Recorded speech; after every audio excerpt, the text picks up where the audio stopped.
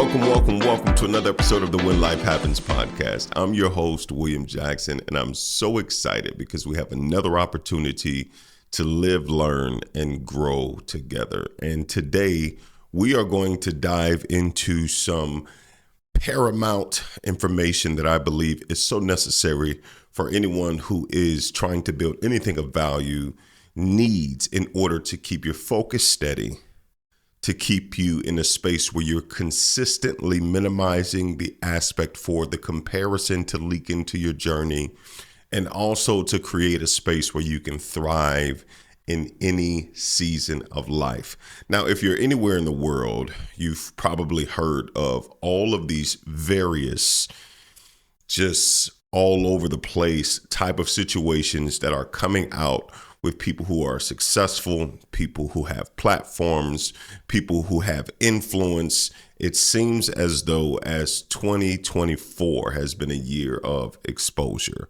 where things are consistently coming out one after another, and they're getting just larger by the day, to where all of the information that we're hearing from celebrities to people who are in ministry to artists to actors, so many things happen and they're consistently happening.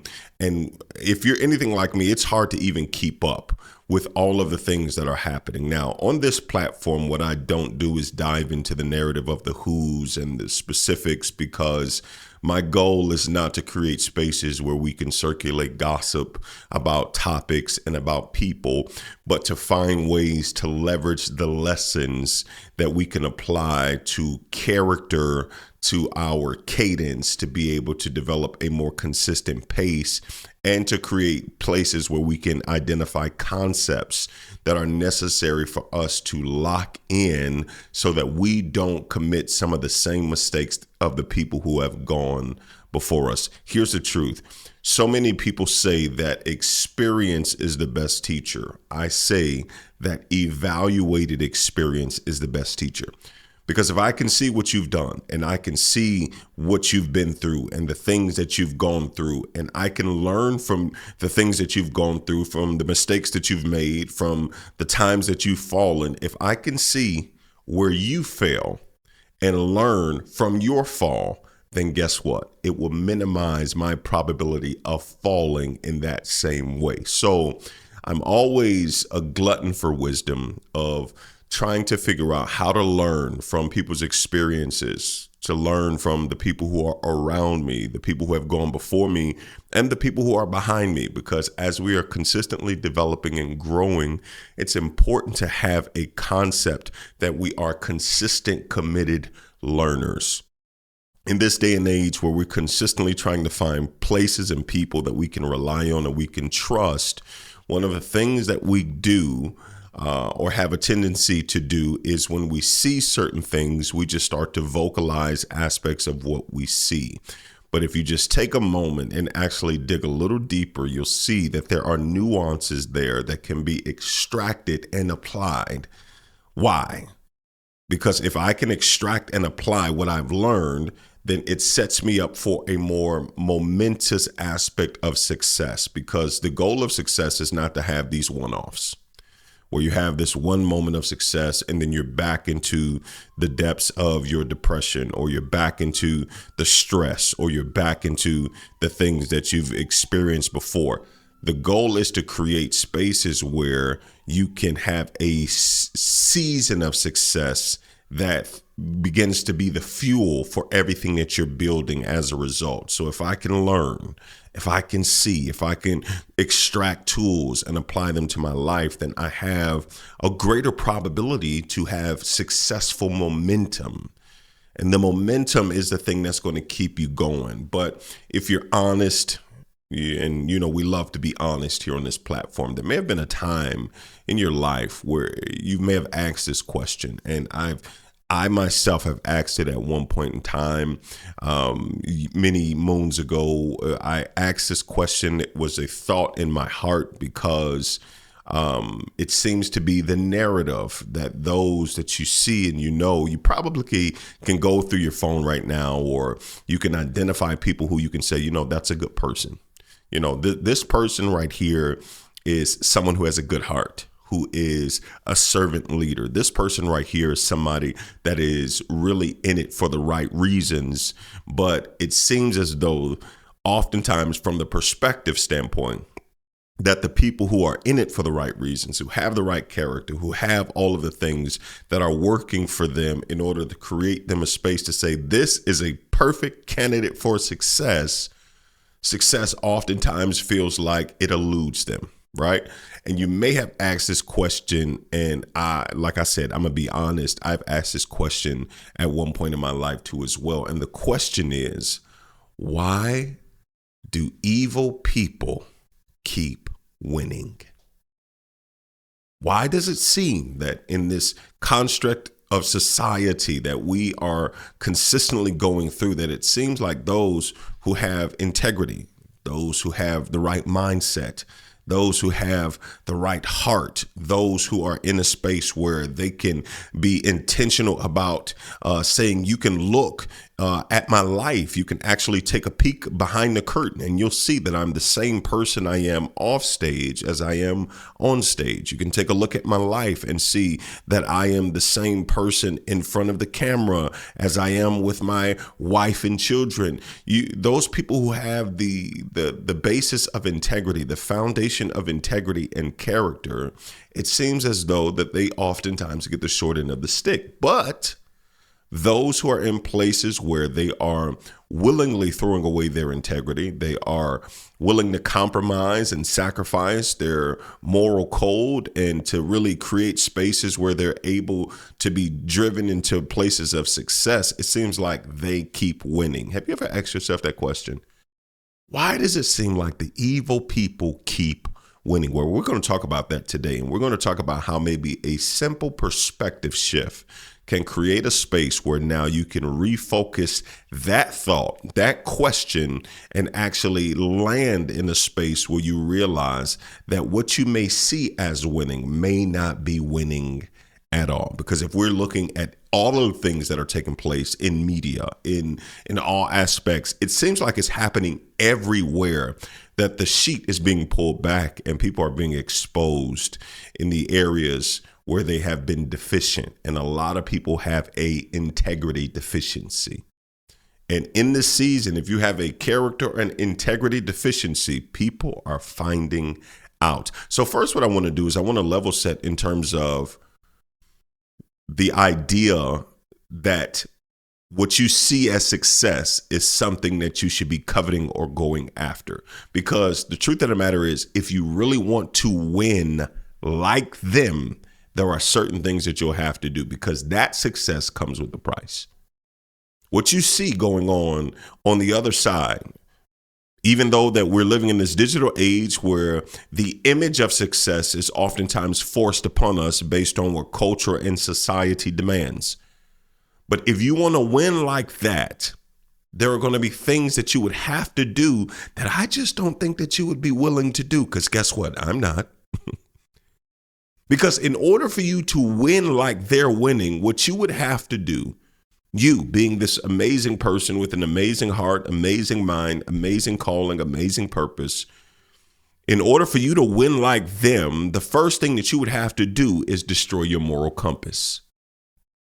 You would have to literally take the morality of what you stand on and how it navigates you to know what's right, what's wrong, to know who to go with and who not, to know where to spend your time and where not to. You will literally have to destroy your moral compass to get you into a space where you are able to have success like them. If you're going to be in a space where you want to win like them, the only way that you win like them is do the things that they do. And when you're a person of integrity, you're a person of character, your moral compass is more important than your monetary accumulation. When you're a person of value and a person of integrity and a person of character, what you are more focused on is how you get there and not just getting there at all. See, I made this commitment to myself in various industries and aspects, and I made this commitment to God. I made this commitment to my family where I was be where I would be more focused on how I was getting there instead of just getting there. Because if you're not focused on how you get there, if how you get there doesn't matter, then what you'll do is you'll cut corners in your route to getting to where you want to go, because you will overemphasize or over prioritize getting there over the aspect of knowing that the journey matters. How you get there matters. When you're a person of character and integrity, you are more focused on the how instead of the when. It may take me longer, right? It may take me a longer way or a longer route or a longer timeline in order for me to get to the place that I desire to get to, because I'm more focused on the how. It's the little nuances. It's the difference between someone going to basketball practice and who are more concerned with the time, where, okay, we're supposed to be practicing from 10 a.m. to 2 p.m. They come in at 10 and they leave at 2. And they may have an efficient practice. But when you are so focused on your pathway to greatness, you will be able to take a look at that timeline and say, you know what, it's not long enough. Because in this practice, I may not have been able to go through all of the drills to get them perfect. I may not be able to put the time in to actually create spaces where I can come out and say, okay, I have that mastered. And so many times we move on to the next stage of life without mastering the things that we needed to master on the level that we're on. And whenever you don't get the thing down that you were supposed to get down on this level, guess what happens? It resurfaces on the next. The problem is that when it resurfaces on the next level, it oftentimes has gained momentum and strength. So now the thing that might have been easy for you to get down, the easy thing for you to deny, the easy thing for you to make sure that you was worked out of your character, now when you move up a level, the temptation now becomes stronger. The influences now become stronger. The power that you have on that level now becomes stronger. And one of the worst things that somebody can be given when they are unprocessed is power. So in order for you to win like them, the first thing you would have to do is destroy your moral compass. Because in order to cut as many corners and to do the things that people have done in order to reach success, they have had to destroy the very thing, the very beacon that goes off, the alarm on the inside of them that says that this is wrong. This is wrong. And so many times people will numb or dull that voice, whether it be with outside external influencers, whether it be with drowning out that voice of conscience, that voice of reason with people who are louder than the voice that's whispering in your heart and in your mind. It's almost like when you're trying to have a telephone conversation with someone, but you're standing in a crowd full of people. It is hard to hear. And oftentimes you'll pick up the phone, hello, and you're screaming at the top of your lungs. I can't hear you. I can't hear you. Why? Because the outside noise is drowning out the voice that's in your ear. So in order for you to win like them, you would have to destroy your moral compass. And I don't know about you, but I know that that's just not something that I'm willing to do. Another thing that you would have to do if you wanted to win like them is that you would have to prioritize the short term over the long term. Because people who are willing to do whatever is necessary for success now are prioritizing the now over the next. They're so focused on what can I get now, today. And when your focus is now and it overrides your priority and your thought process about what's coming next, you will start to cut corners. You'll start to compromise. You'll start to sacrifice your next for your now. So then it won't matter that the decisions that you're making, you may have to experience ramifications in the near future, because that doesn't matter. Or so people are so focused on the day, seize the day, say la vie. Let me just right now. All I'm focused on is right now. And hear me, there is a benefit in having a piece of you that is always open to be fully present in the now. But if your sole focus is now, you'll make now decisions that will put your next in jeopardy. So if you want to win like them, you probably would have to prioritize your short term over your long term. How can I say this? Is because even though it seems like people have had good runs, eventually the now decisions will catch up to you. And then the next time they resurface and you come face to face with them, you may have to pay the consequence for them. So this is why when we're looking at why evil people keep winning, we have to be looking at it from a position of clarity and not from a position of comparison. Does that make sense? So we have to be in a space now where we're taking inventory to figure out what am I looking at? What does the thing that I see, what does that awaken in me that makes me want that? Because once you really, I'm talking about drill it down, and once you really actually chisel it down and really see what's left, you'll see that I'm not willing to destroy my moral compass. I'm not willing to prioritize the short term over the long term, because the goal is not to just have a moment of success. The goal is to not just get into a space where you are experiencing success momentarily. The goal isn't just to get there, but to stay there. So if I'm intentional about what I'm doing and how I'm building, then I know that I have to have a different level of commitment, because the last thing that you probably would have to do if you want to win like them, those who are falling, those who seem like they're the evil people who are winning, you would have to be willing to commit your life to a life of unfulfillment. You would have to commit. I mean, be committed, thoroughly committed to a life of unfulfillment.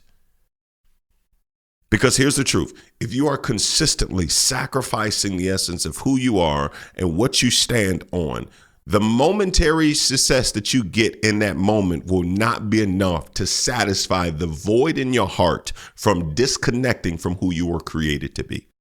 So guess what happens? That moment is dead and gone. Now you have to go on to another moment, and that moment has to be bigger than the last. Because now you have to override not just the regret of not standing on who you were created to be, but now you have to drown out the regret and the guilt of the actions that were committed by you drowning out that voice. So now you have to go bigger. Now you have to do more. Now that moment is not enough. And then now you have to go bigger again. Why? Because if you are going to win like them, then you would have to commit to a life of unfulfillment. Because the only thing that fulfills you is you walking in your purpose and why you were created, the thing that you were put on the earth to do. That is what brings you fulfillment. But you can't find fulfillment if you're chasing the fantasy of winning in aspects that you see, not knowing what's going on behind the closed doors. So those will be the things that you would have to do. And for those who are watching this podcast or listening to this podcast, I know my audience, and the type of people who listen to this type of content are not the type of people who are willing to destroy their moral compass, to prioritize the short term over the long term, or to commit to a life of unfulfillment, because our goal is to be able to live, learn, grow together, and walk into places of fulfillment and purpose. So we had the first level set to even see what it would take to even win like them. And once I really started to peel back those layers, I said, they can have it. Nope. No amount of money is worth that. No amount of success is worth me destroying my moral compass. No amount of money is worth me prioritizing the short term over the long term. No amount of money is worth me committing to a life of unfulfillment. It's not worth it. You can have it. So once I got into the space where I realized that, when I look at those who were winning, I realized that the aspects of what I deemed as success maybe have been all off, or I was looking at it through the lens of my void. Because if you have a void, for instance, if you have a void in finances, If your finances are struggling and you see people who are walking in an overabundance of finance, you see what they're doing to get there, and then something inside of you, in your soul, starts to crave that space because that resonates with your void. If you have a void in your health and you are struggling with your health, and you see people who are getting surgeries or procedures and they seem to be having the best life that they could possibly live, then something inside of you would say, okay, I want that because that resonates with my void. But then you have to stop and be honest with yourself to say, okay, do I really want that? Or do I want to create a space where I can live and grow and walk into a space that I can maintain and sustain? Because whatever you use to get there is going to be the thing that you're going to need to keep you there. So let's talk about winning for a moment, because as we start to look at the aspect or the downfall or the decline of a lot of people, and I truly believe that there are going to be a lot more, that we have to be able to extract and apply. And if you're going to be in the space, the things I'm going to give you now, these 3 tools that I'm going to give you are going to create a space. If you can lock these in your mind, the things that I'm going to give you are going to create a space where your mental focus is sealed and that there is a barrier or boundary that's established that won't allow this thought to creep back in. So we're going to build the walls of our mind up a little higher just so that we don't have an aspect now where we are stepping into places where we are focused on what we see and how we feel. So let's dive into the aspect of how can we solidify places and spaces in our minds where we are no longer consumed with the idea that where we are or the stage of life that we are in is not winning. How do you alleviate yourself from the pressure of comparison and really get into a space where you can actually see that where you are is actually a lot better once you shift your perspective? The first thing that we'll have to do in order to create a space where we start to alleviate the thought process that they are winning and we are not is you have to reclassify what winning is. The first thing you have to do is reclassify what winning is. Have you ever stopped and just taken an assessment in your life to really figure out the areas that are actually thriving? Because what do you deem as success? Because if we're looking at it from a monetary value, guess what? There's always going to be someone who has more money than you. And if you're driven by the aspect of I need more money or I need to have more money than them, then guess what? You will consistently be on the hamster wheel of trying to get more. You'll never be satisfied, ever. You'll never be in a space where you can say, you know what? I have enough. My life is good. You got to reclassify what winning is. You got to get to the space where you're able to stop and actually look at what you identify as success. Because if you haven't taken a true inventory of what you line up as success, then you will continue to adopt the models that were set before you. If you are prioritizing money over peace, then you need to reclassify what winning is. If winning to you is having the dream life for social media over you actually enjoying the life that you live, because there are so many people who are driven by trying to compete with other people or to impress people that don't know them. And he who lives for the likes of others seldom likes the life he lives. In the space where you start to reclassify what winning is purpose winning to you? Is peace winning to you? Because the truth is, winning is not having the most, but winning is in the aspect of needing the least. You may have more money than me, but guess what? I don't want for anything. That's a win. You may have a nicer car than me, but guess what? I got peace in my home. That's a win. You may have a bigger house than me. Guess what? The peace that I have in my home outweighs the need to expand more rooms right now. You have to reclassify what winning is. Because if not, guess what? You'll get that and then you'll be unsatisfied. I can't tell you how many times I've heard stories and I've worked with people, executives or people who are in high places who say they have gotten to the place that they've always wanted and realized that they never wanted it at all. That what they were chasing was a facade.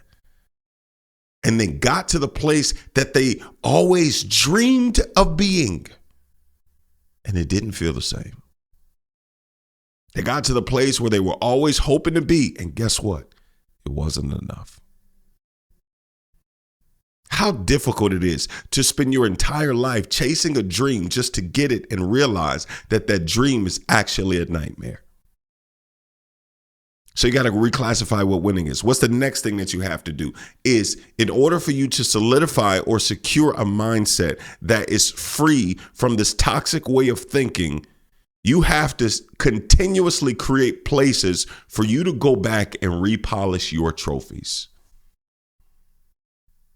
Where you got to go back and actually pull out the moments that you've won in life. Pull out the spaces where you were able to achieve greatness. Pull out the things that you thought that you wouldn't come out of and you were able to come out of, and repolish those trophies. Because guess what happens when if you're ever in a space, if you've competed in any sports and you have a trophy or you have a medal or a moment of success, if you start to repolish the thing that you won in that season, guess what happens? It starts to reignite some of those memories. When you start polishing the trophies that you won in a specific season, you start to relive that moment. And when you relive that moment, guess what happens? The motivation molecule is now released in your brain, and you start to receive this boost of endorphins that start to create this energy that wants to do what you did in that season, because that moment was a win. And now you can take that energy and move it into your next moment. So you got to go back and repolish your trophies. Go back and pull out the things that you thought that you weren't going to come out of, and look at you still here, still standing, still winning, still thriving. So you got to go back and repolish your trophies, because once you repolish your trophies, you'll start to relive that moment, and that energy that you can extract, you can apply. Repolish your trophies. Because you can go down in life, and I don't care who you are, where you are. You could be in the toughest of moments. You could be on the mountaintop or in the valley. There are things that did not beat you, and you beat it. How can I say that? Universally, laterally across the globe. How can I say that? Because you're still here. The fact that you are still here is proof positive that you won and life didn't.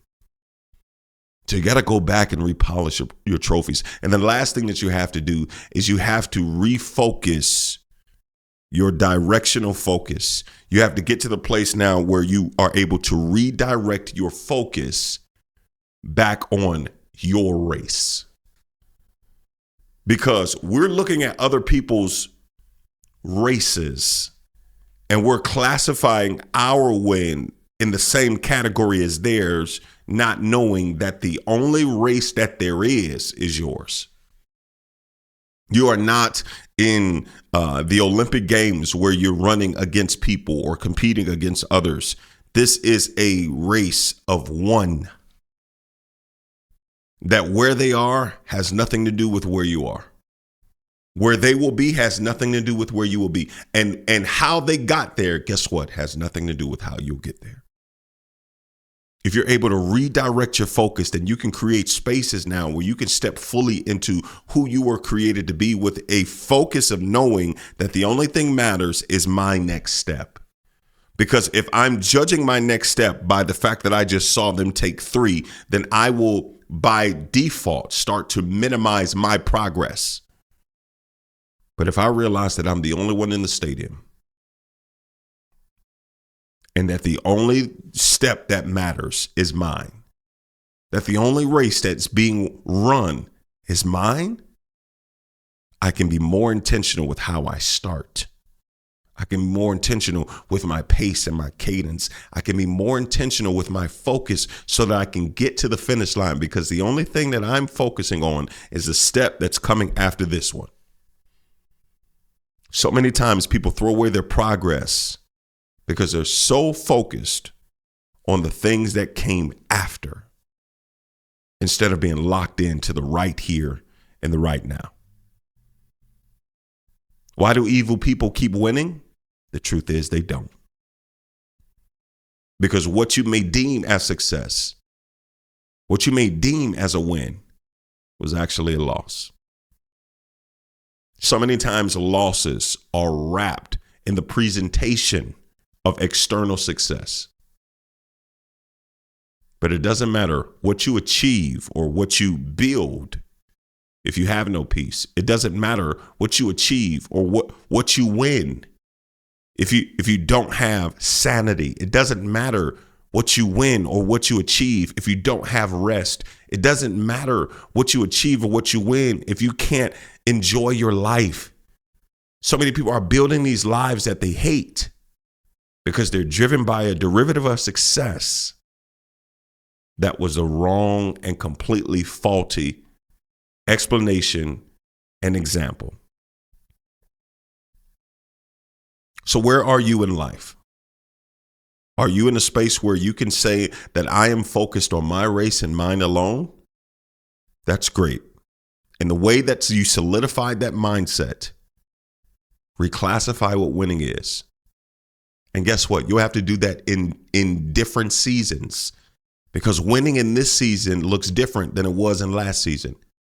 Reclassify what winning is, repolish your trophies, and redirect your focus. Because the truth of the matter is, every day that you get up and you put feet to the ground and you do the best that you can in this day, that in itself, my friend, is a win. Listen, I hope you got something out of this episode. If by chance you walk away from this episode and forget everything that I've ever said, I need you to never forget that you have inside of you already everything that you need to overcome and succeed when life happens.